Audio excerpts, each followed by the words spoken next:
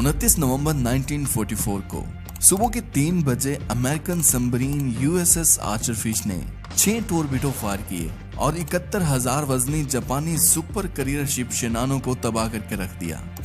ये टाइटैनिक के बाद दुनिया की दूसरी सबसे बड़ी शिप थी और टाइटैनिक की तरह ये भी अपने साथ 1500 लोगों को ले डूबी थी और इस पर हमला किया था एक छोटी सी सबमरीन ने। शिनानो असल में इतना बड़ा जहाज था कि इसको देखकर जापान ये कहता था कि जब तक जापान के पास शिनानो है तब तक जापान को हराना किसी भी सूरत में नामुमकिन है और जापान की यही उम्मीद उनके लिए सबसे बड़ा नुकसान का सबब बनी थी।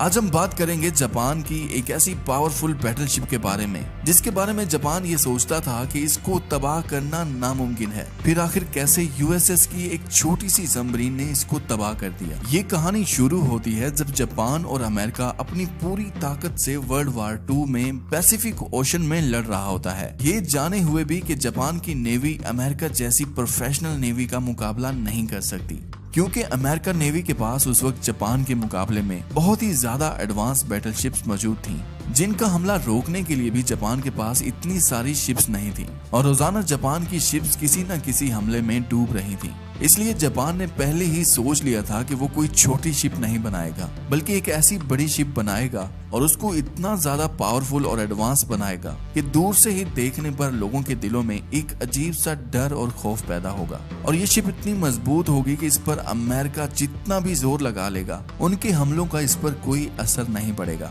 ये शिप अकेले ही इन सभी का मुकाबला कर लेगी और इन्हीं में जापान के पास एक शिप थी शिनानो, जो उस वक्त बहुत ही ज्यादा खतरनाक और पावरफुल मानी जाती थी। इस शिप में एडवांस टेक्नोलॉजी और फीचर्स होने की वजह से इसने समंदर में उतरते ही अमेरिका की कई बैटलशिप्स को तबाह करके रख दिया था, जिसके बारे में अमेरिकन जनरल डगलस मैकार्थर का कहना था कि जब तक जापान के पास शिनानो है तब तक जापान को कोई नहीं हरा सकता। शिनानो के ऊपर ऐसे हैवी वेपन बनाए गए थे जो पलक झपकते ही कई बैटलशिप्स और अमेरिका के सैकड़ों एयरक्राफ्ट को चकनाचूर कर देता था। लेकिन 1942 की शिनानो की तबाहकुन जंग के बाद जापान ने शिनानो को एयरक्राफ्ट कैरियर में बदलने का फैसला किया, जिसको 1943 तक यानी 1 साल के अंदर अंदर ये काम कंप्लीट करना था, जिसको पूरा करने के बाद शिनानो 170 जापानी एयरक्राफ्ट को अपने ऊपर जगह देगा, यानी शिनानो एक तैरता हुआ हवाई जहाज का अड्डा बन जाएगा। यानी ये शिप किसी भी तरह अपने टारगेट तक 170 एयरक्राफ्ट को पहुंचाएगी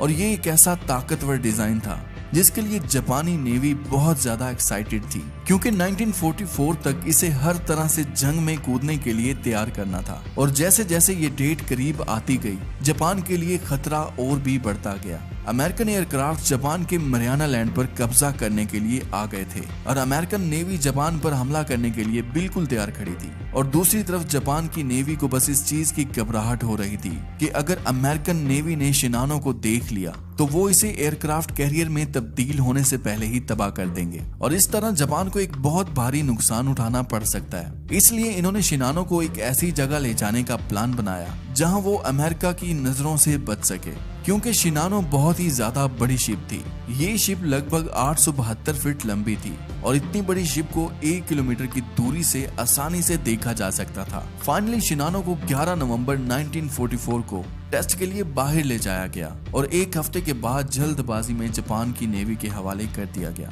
और यही जापान की सबसे बड़ी गलती थी, क्योंकि अभी शिनानो मुकम्मल तौर पर तैयार ही नहीं हुआ था और ना ही ये अभी एयरक्राफ्ट कैरियर में पूरी तरह से बदला था। जापान हर तरह से ये काम सीक्रेट रखना चाहता था, इसलिए 28 नवंबर को शिनानो को योकोहामा ले जाने का ऑर्डर दिया गया ताकि वो शिनानो को योकोहामा से क्यूरे ले जा सके, जहां पर जितनी जल्दी हो सके इसको तैयार किया जा सके और अमेरिका के खिलाफ जंग में उतारा जा सके। शिनानो को इस सफर में पूरे 12 घंटे लग जाने थे, क्योंकि इसको 820 किलोमीटर का फासला तय करना था। शिनानो के कप्तान तोशिहा बे थे, जो इस सफर के शुरू होने से पहले ही ये समझ चुके थे कि ये शिप अभी तक इस सफर को मुकम्मल करने के लिए तैयार नहीं है। इसलिए कैप्टन ने साफ साफ इनकार कर दिया कि शिनानो अभी क्यूरे जाने के लिए बिल्कुल भी तैयार नहीं है, क्योंकि शिनानो के 12 में से सिर्फ 8 पोलर ही काम कर रहे थे और इन्हें भी अभी तक टेस्ट नहीं किया गया था कि वो ठीक से काम करते भी हैं या नहीं। कैप्टन की बात को इग्नोर करते हुए शिनानो को जबरदस्ती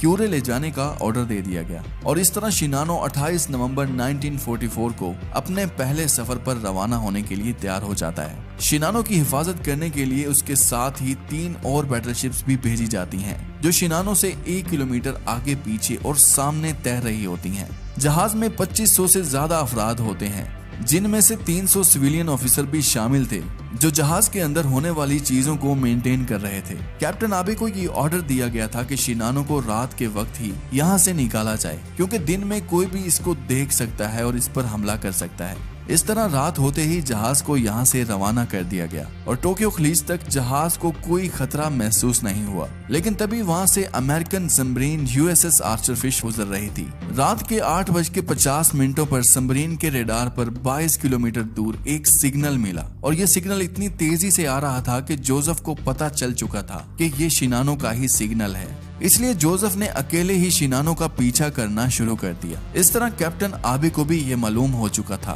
कि हमारे आसपास कोई सबमरीन मौजूद है, लेकिन कैप्टन ने ये सोचकर इस बात को इग्नोर कर दिया कि आखिर हमारी इतनी बड़ी शिप को इस छोटी सी सबमरीन से भला क्या खतरा हो सकता है। रात को 10:45 पर शिनानो के साथ जो 3 बैटल शिप्स उसकी हिफाजत के लिए आई थी, वो शिनानो से कहीं दूर चली जाती हैं और कैप्टन आबे इन्हें जल्दी ही अपनी पोजीशन में आने का ऑर्डर देते हैं, क्योंकि अब कैप्टन आबे को भी ये लग रहा था कि शायद अभी कुछ बुरा होने वाला है। और इसी डर में कैप्टन आबे ने शिनानो की स्पीड बिना सोचे समझे तेज कर दी और इससे हुआ ये कि जो सबमरीन उनको टारगेट कर रही थी वो काफी पीछे रह गई थी। और इसी तरह 11:30 पर सबमरीन इतनी ज्यादा पीछे रह गई थी कि शिनानो उसके रेडार की रेंज से भी काफी दूर चला गया था, मगर फिर भी सबमरीन उसी डायरेक्शन पर तैरती रही जिस डायरेक्शन पर शिनानो के आखिरी सिग्नल मिले थे। 11:40 पर ओवर स्पीड होने की वजह से शिनानो के इंजन में कोई खराबी आ गई थी और उसके इंजन पूरी तरह से ब्लॉक हो गए थे, जिससे उसकी स्पीड भी आहिस्ता आहिस्ता कम हो गई थी।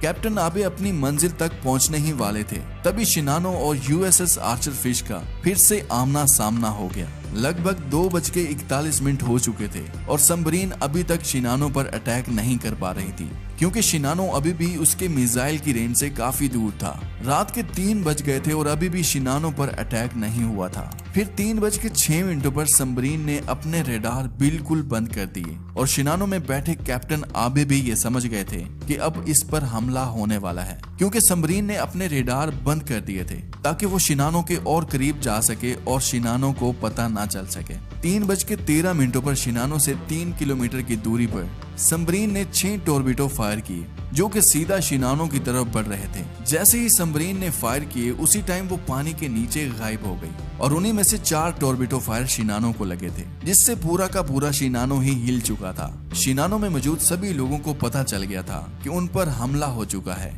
शिनानो मुकम्मल तौर पर अभी तैयार ही नहीं हुआ था, इसलिए 4 मिसाइल लगने से ही शिनानो पूरी तरह डैमेज हो जाता है और समंदर का ठंडा पानी तेजी से जहाज के अंदर भरना शुरू हो जाता है। सुबह के 5 बज चुके थे, लेकिन अभी भी शिनानो पानी के ऊपर ही तैर रहा था। सिर्फ कुछ ही हिस्सा था जो समंदर में डूब चुका था और ये बात तो तय थी कि शिनानो कुछ ही देर में पानी में डूब जाएगा। 8 बजे के बाद कैप्टन आबे को रियलाइज हुआ कि शिनानो हर हाल में अब डूब ही जाएगा, क्योंकि जहाज में पानी बढ़ चुका था। तभी कैप्टन ने सबको ऑर्डर दिया कि अपनी अपनी जानें बचाओ। आखिरकार 11 बजे जहाज पानी के अंदर डूबने लग गया और जितने भी लोग इसमें मौजूद थे वो भी इसके साथ डूबने लगे। जो 3 शिप्स शिनानो जहाज के साथ मौजूद थीं, वो सिर्फ 1060 लोगों को बचा सकी और बाकी 1455 लोग मारे गए। जापान को शिनानो के डूबने से बहुत बड़ा सदमा लग चुका था और जापान ने कई महीनों तक इस नुकसान को अपनी आवाम के साथ छुपा कर रखा और जो जिंदा बच गए थे सबको कहीं ऐसी जगह भेज दिया था जिससे इस नुकसान के बारे में किसी को भी पता न लग सके। उम्मीद करती हूँ कि ये वीडियो भी आप भरपूर लाइक और शेयर करेंगे। आज के लिए इतना ही, मिलते हैं किसी और वीडियो में।